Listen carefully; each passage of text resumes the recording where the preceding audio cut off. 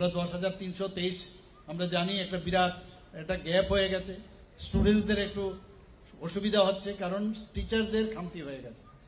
আমরা এখন বিভিন্নভাবে যে টিচার্স রিক্রুটমেন্ট বোর্ড তাদের মাধ্যমে আমরা চেষ্টা করছি কিভাবে এই এত বড় একটা গ্যাপ কিভাবে ফিল আপ করা যায়। সেই আমরা চাই যে আমাদের ছেলে মেয়েরা এখান থেকে আইএস অফিসার হোক, আমাদের ছেলে মেয়েরা এখান থেকে ইঞ্জিনিয়ার হোক, ডাক্তার হোক, আমাদের এখান থেকে ছেলে মেয়েরা গিয়ে রকেট তৈরি করবে, সেই রকম আমরা চিন্তা ভাবনা করছি।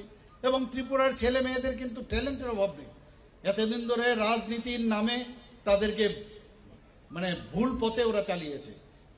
আমরা এর মধ্যেও আপনারা শুনে খুশি হবেন যে শিক্ষা খাতে এবার আমরা অনেক বেশি কিন্তু বাজেটে আমরা রেখেছি, প্রায় 11.94%। এখানে চাকরি অনেকেই করে।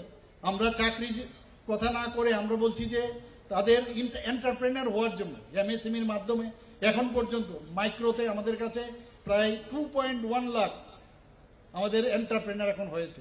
স্মলে এখনো কম আছে, মিডিয়ামেও কম আছে, কিন্তু এখন ইনভেস্টর আসছেন, তারাও এমএসএমইর মাধ্যমে নিজেও এন্টারপ্রেনার হন, অন্যরাও আপনার চাকরি দিন। তো সেইভাবে এখন ত্রিপুরাতে কাজ চাকরি নেই বলে গত 7 বছরে আমরা এখন পর্যন্ত প্রায় 17,000 গভর্নমেন্টের চাকরি আমরা দিয়েছি। বাকিগুলো তো আমি বললাম না, আরো প্রায় 8 থেকে 10,000 চাকরি ওয়েটিং। জাস্ট আপনারা দেখুন, আরো চাকরি আমরা দেব।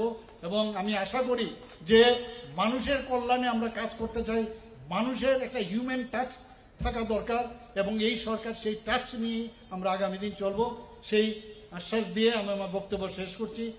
নমস্কার।